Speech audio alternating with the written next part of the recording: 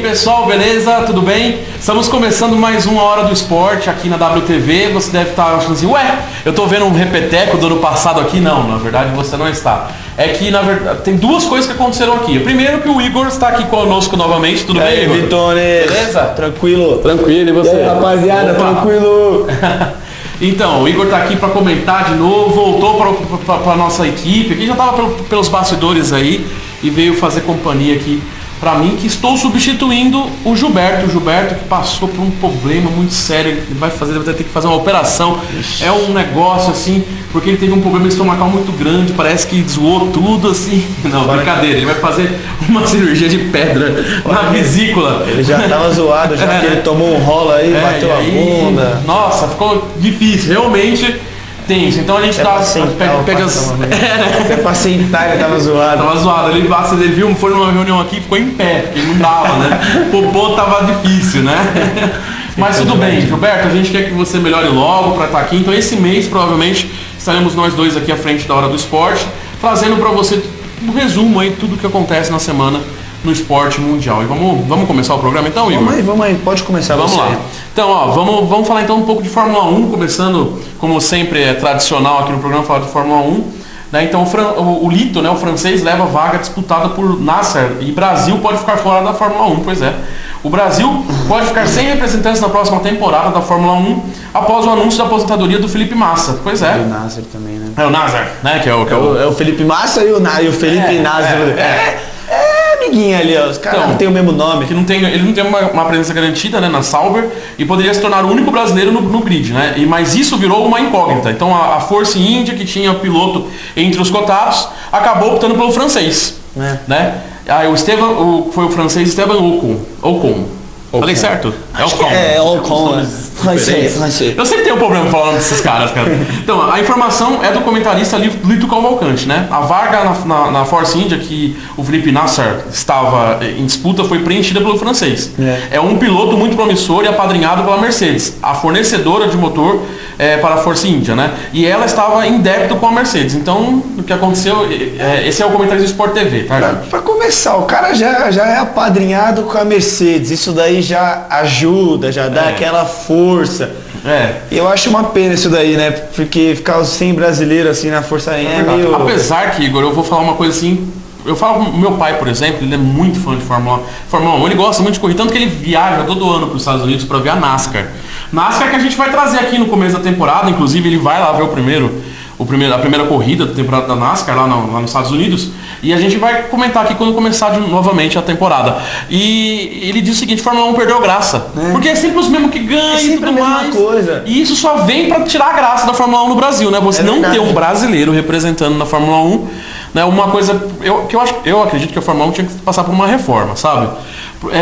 Nas regras, eu não sei o que acontece, sabe? Esse negócio de você deixar o cara passar na frente, sabe? Esses negócios aí tiram um pouco a graça, não é verdade? É que a Fórmula 1 tá mais ou menos igual ao futebol, tá começando a ficar meio manjado, meio, sabe? Meio comprado, digamos assim. Mas isso tira a graça, né? Tira um pouco. É meio comprado, mas sem querer ofender aí, ó. É isso aí. É mais ou menos. Mais ou menos isso daí.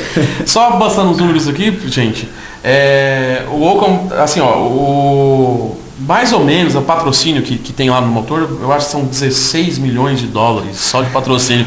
É a influência que o cara exerce sobre a Mercedes sobre a equipe. Tá tranquilo. É muita grana, essa que é a verdade. Porque a gente vai continuar acompanhando para ver se tem um desfecho, mas muito provavelmente nessa temporada da Fórmula 1 não teremos a representação brasileira. Né? O que é uma pena para o esporte, né? Mas vamos continuar acompanhando para ver o que acontece. E agora vamos lá da luta pela grana pro UFC. Pois é, então no único UFC em Nova York, Marcos Ruas promoveu o nascimento do MMA. Pois é, essa manchete, né, diz o seguinte: do Vale Tudo ao MMA, o esporte passou por uma clara evolução, né? Desde que começou lá na questão amadora, onde chegando onde está hoje, né? Onde está hoje, inclusive um sucesso no Brasil UFC, né? Senhora. Para todo mundo na madrugada, aí a Globo faz aquela coisa que assim não pode passar ao vivo, aí ele finge que vai passar ao vivo e a gente acredita, tá ao vivo, né?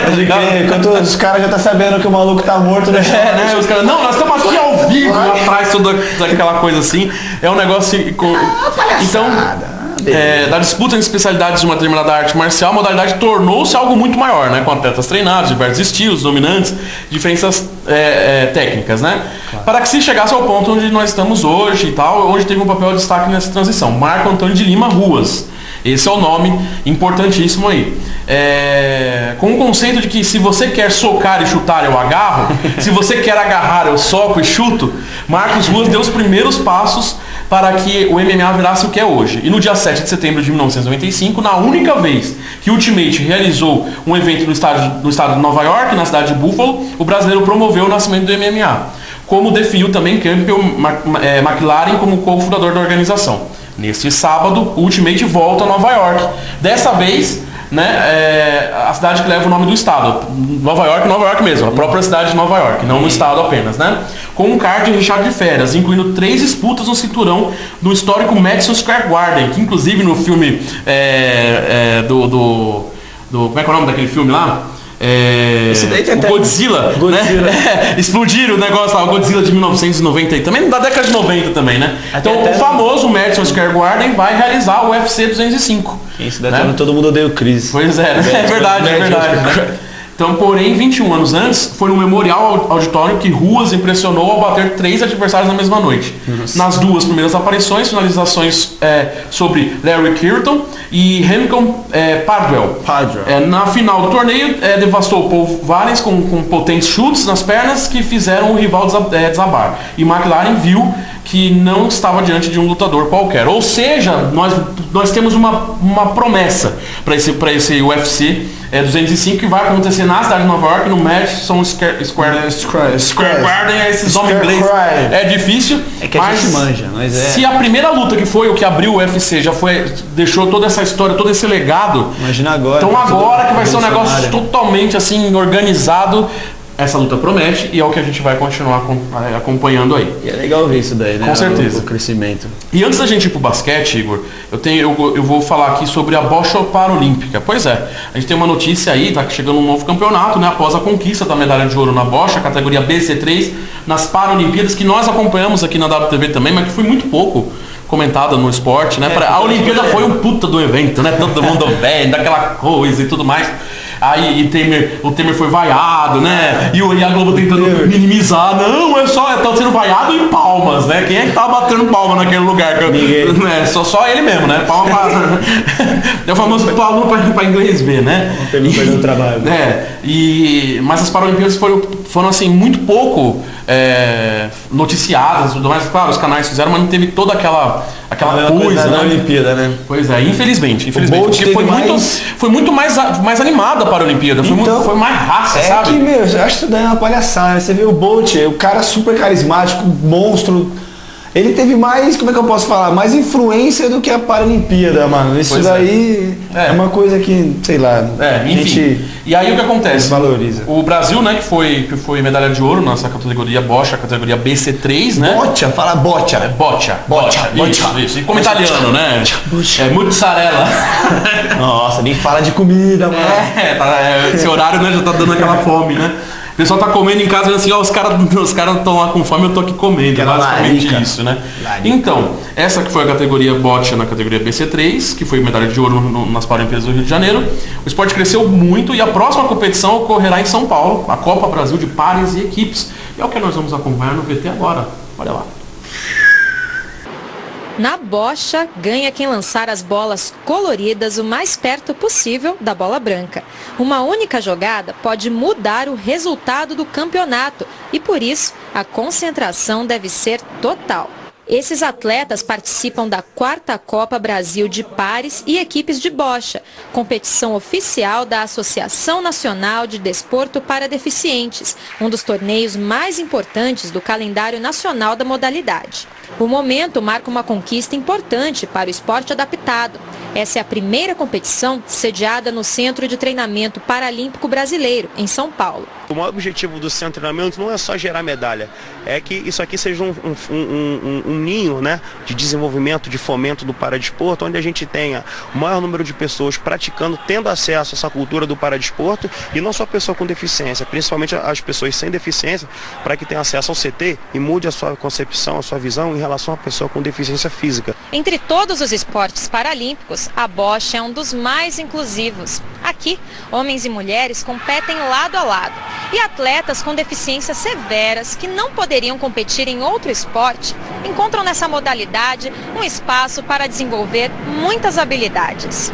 Precisão, inteligência e muita estratégia são as habilidades essenciais que os jogadores de bocha precisam desenvolver.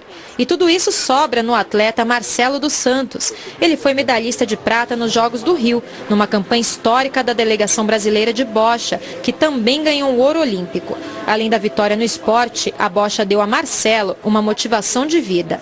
Eu também me sentia um pouco fechado e foi através do esporte que a inclusão chegou a mim novamente. E eu espero que novas pessoas possam ter essa oportunidade que eu tive e estou tendo. Bacana, né, Igor? Pô, você viu da hora, né? Só...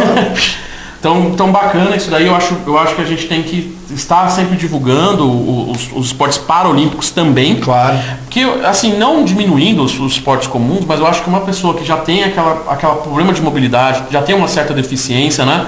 E eles são basicamente assim, eles se superam em todos os sentidos, coisas que a gente sabe? Aprende, né? Coisa que você fala, poxa, como é que o cara faz isso? Você começa às vezes até a pensar melhor se você vê o negócio que eles fazem. Então, bem muita legal. gente quer desistir, muita gente nasceu tudo bem, não tem uma deficiência, não tem um problema de mobilidade e reclama de besteira, e a gente vê esses esportistas que lutam não só para fazer o esporte, como para sobreviver no país. É um meio de sobrevivência. Pois porque se pro atleta normal já é difícil a sobrevivência, imagina pro paralímpico. Realmente é algo complicado. E Igor, vamos pro intervalo? Vamos comer uma pizza? Não, eu acho que não dá tempo de comer uma pizza ainda. Então vamos comer Mas vamos tomar uma água, a gente toma uma pizza depois, né? E você não sai daí que a gente já volta, viu?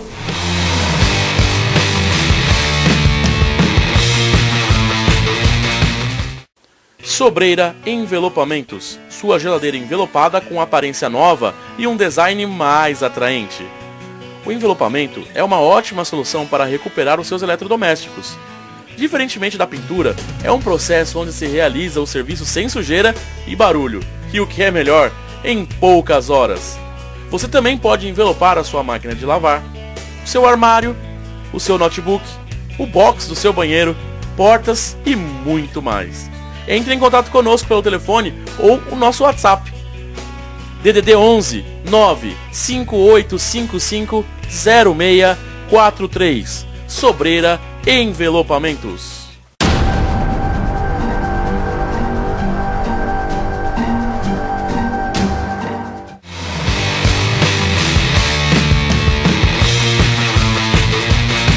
E voltamos com a Hora do Esporte aqui na WTV. Lembrando mais uma vez que você pode entrar em contato conosco nos links das redes sociais que vão passando aqui embaixo durante todo o programa. Manda aí, ó. Achou bonito, achou o Igor bonito, quer mandar um abraço, quer mandar um beijo. Agora eu tô de barbona. Tá de barba, tô vendo. A minha também tá crescendo um pouco. Estamos virando homicito. É a vida, né? É a vida. E vamos então falar de basquete? Né? Então vamos primeiro começar com o Internacional, com o NBA. Né, 2 derrotas em 6 jogos. Opa, internacional? Isso. Internacional? Não, internacional. Não é agora. Não é agora. Agora a gente vai depois. Tudo é o basquete internacional. Tudo bem. É que eu ouvi internacional. Calma, daqui a pouco a gente comenta isso. Vamos pro NBA. Então, 2 derrotas em 6 jogos. Os Warriors pegaram os Pelicans em busca de ajustes. Pois é, quando o Golden State Warriors acertou a contratação do Kevin Durant, iniciou-se a discussão sobre a possibilidade de superar a campanha de 73 vitórias e 9 derrotas feitas em 2015 e 2016. Para começar, é só uma que foi o recorde, né? Aquele recorde. A gente comentou, foi comentado aqui pelo Gilberto, pelo Kaique também, no ano passado, né? Sobre que foi o recorde da temporada passada no NBA. O recorde até agora. A Liga Americana de Basquete, né? No entanto, depois de perder 2 jogos em 6, o time entra em quadra na madrugada dessa terça-feira, né, 1h30 da manhã no horário de Brasília, É daqui a pouco, na verdade, né? Agora são... Pouco, 1h30 da manhã que acabou o horário de verão nos Estados Unidos também, então os horários ficou tudo mais tarde, sabe? E eles estão entrando em quadro nessa terça-feira em Oakland, em Oakland, e para enfrentar o New Orleans Pelicans, que ainda não venceu. E o Sport TV vai transmitir ao vivo para quem quiser assistir aí. Para ter uma ideia da situação do Orioles, o time precisou de 31 jogos na temporada passada para sofrer a sua segunda derrota. Desta vez aconteceu de forma rápida. Na estreia já havia perdido com o San Antonio Spurs, considerando um dos candidatos ao título da Conferência Oeste. No sábado caiu diante dos Lakers, né? Os caras apontados como um dos grupos mais fracos antes do início da temporada. Os caras tá tendo nada a perder já, firmeza. Então, mas você pensa, um time que bateu essa meta fez recorde, sabe? Foi realmente um jogaço um atrás do outro, assim, 30 jogos sem perder, né? Bateu o recorde de toda a liga desde que foi criada e agora começa já perdendo 6 vezes seguidas. Será que vai ganhar? Esse é o ponto. Será que vai ganhar? O jogo promete. Será que ganha? Todo esporte tem que... Vamos ver se os Pelicans vão vazar rápido, aí nós vamos estar semana que vem falando que foram 7 derrotas. Nós vemos isso aí. 6-7, né? Que era o que estava aqui. Isso, 6-7. Então pode ser 7-8 na semana que vem. Ou não, vamos ficar aí na torcida, né? E vamos vir agora para o Brasil.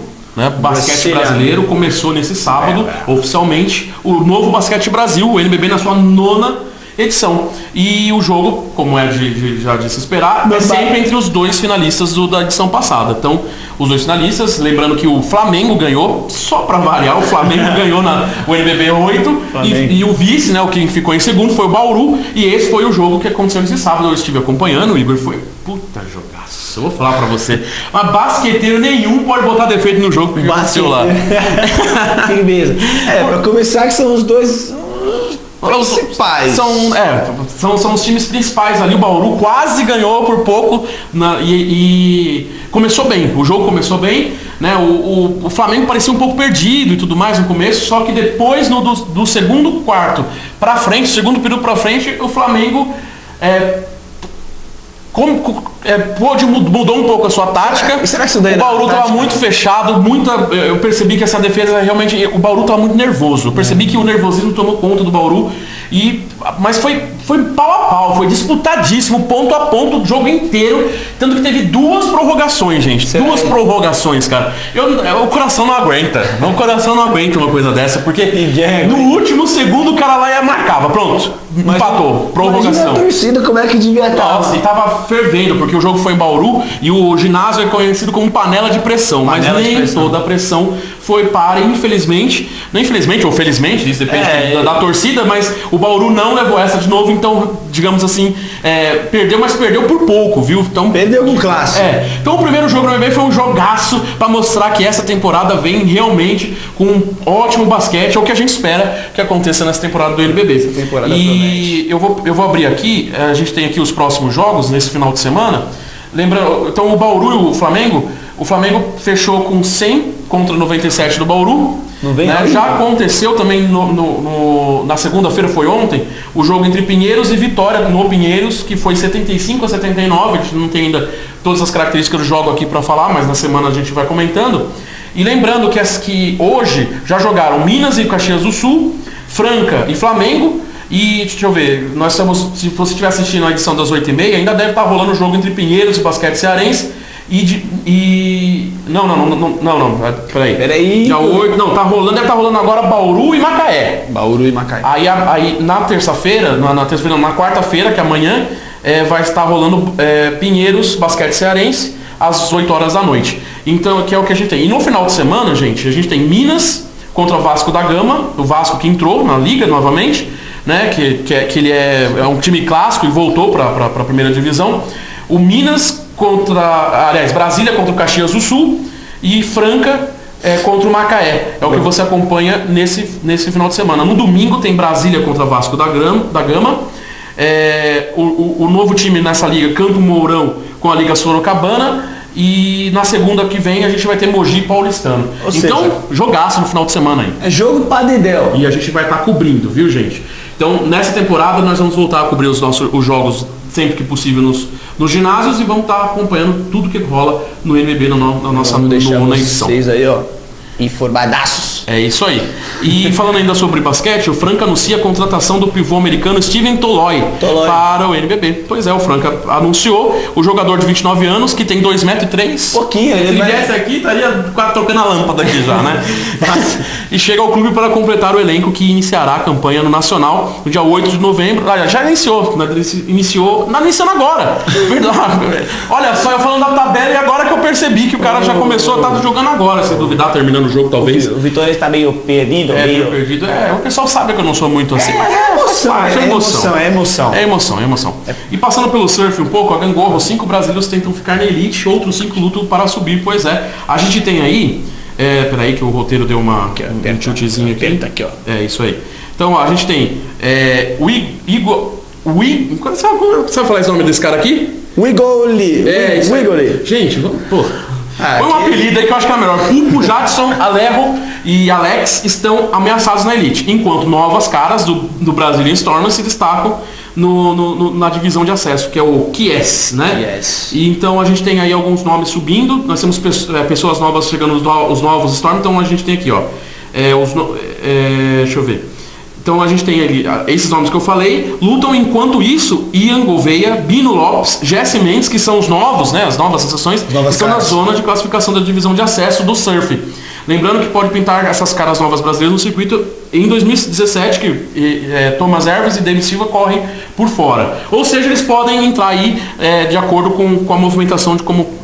Ou seja, esse pessoal que está na elite, os 5 da elite podem perder essa posição para esses novos caras que estão chegando. É o que a gente quer mesmo, que sempre tem uma renovação, que mais gente possa estar aí. Claro, e é engraçado, igual eu falei pro Vitão, eu falei, cadê o Gabriel Medina, velho?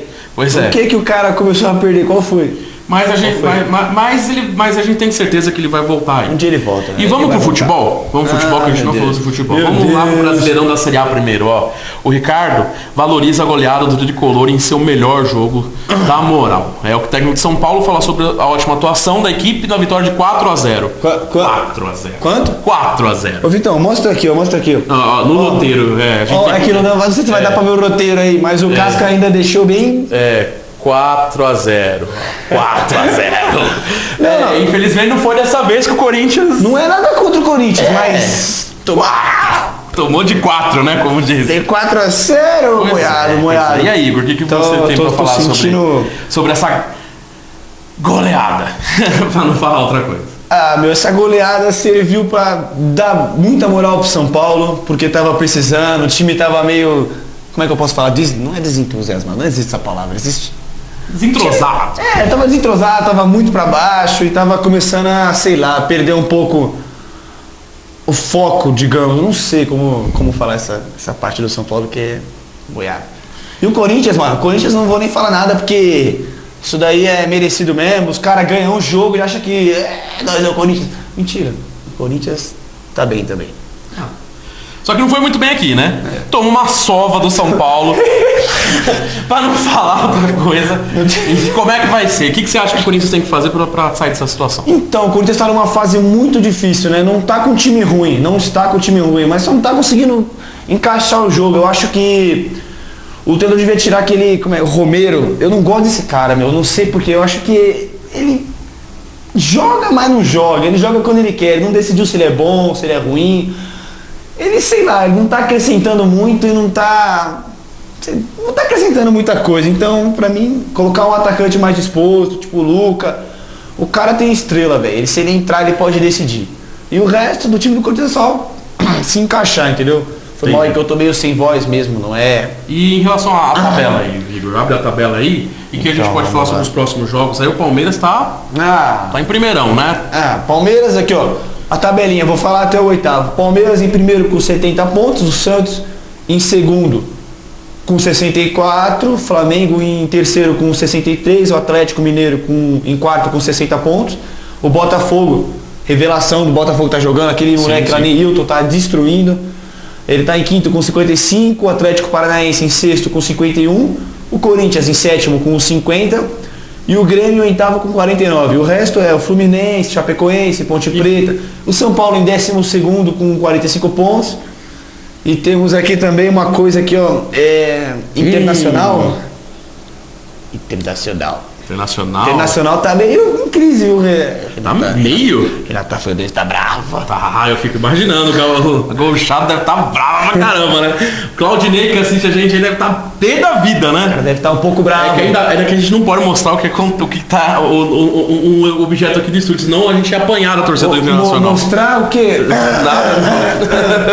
Mostrar alguma coisa. É onde o Internacional tá vendo? Chegando no lixo. Não, cheguei aqui agora, fui comentar do Internacional. Isso é coisa do nosso diretor de arte, o João, que catou isso aqui, jogou e colocou assim, ó, põe pra usar de lixo. Gente, isso aí é uma afronta à torcida internacional. Não. Aí nós estamos recebendo na nossa rede social um monte de gente xingando a gente do Internacional, a gauchada toda brava com a gente não sabe por quê, né? Daqui a pouco os caras vêm quebrar o estúdio aqui com a camisa do Internacional. Tá ainda bem que ele tá em São Paulo, tem menos gente, né? A gente não tá, a gente tá na praia, lembra? A gente tá na praia. É verdade, a gente tá em São Pedro. Nós mudamos, São Pedro, exatamente, número 3.800. É bem por aí, né? Então a gauchada pode procurar a gente por lá, né? Eu fico imaginando se a gente tivesse em Porto Alegre, a gente não ia poder sair do estúdio, que a gente ia apanhar aqui. Ia ter que gravar com a camisa do Internacional. Então, essa brincadeiras à parte, né? Isso aí é coisa do João, tá? Mas brincadeiras à parte, a gente vai ficando por aqui, aí, torcendo aí pra que a tabela se movimente um pouco. O Palmeiras continue. Porque... Só que os palmeirenses não podem ficar muito... tomar cuidado, porque eu sei que tá isolado, assim, no momento, mas pode mudar. É o que aquele Vitor Hugo falou, o cara é um monstro, joga muito. Ele falou, a gente tá em primeiro lugar, mas calma, ainda tem que ir com calma. Não ganhou o campeonato ainda. Tem que ir com calma. O campeonato brasileiro é bem movimentado, é bem disputado, digamos assim. Então vamos com calma. É isso aí. Lembrando que você pode entrar em contato conosco aí através das nossas redes sociais, vai passando durante todo o programa, foi passando durante todo o programa. A gente vai ficando por aqui. A gente volta na semana que vem, ainda nós dois aqui, né, Igor? Pra gente comentar tudo que tá acontecendo aí no esporte. Você tem qualquer sugestão, reclamação, manda aí pra gente. Não gostou da piada, manda aí pra gente. Gostou da piada, manda pra gente também. Manda aí. É isso aí. E a gente vai ficando por aqui. Espera. Olha quem veio aqui, ó. Opa, nossa produtora aqui esportiva. Nossa nova Judite. Produtora, Judite. Ela tá no coração da hora do esporte aqui. Olha que fofinha. Ela não gosta de se mostrar na câmera. Ela não gosta do polo. Ai, que então... Igor, até semana que vem então. É nóis, Vitória. Semana que vem, tamo aí. E é nóis. Abraço pra vocês. Tchau.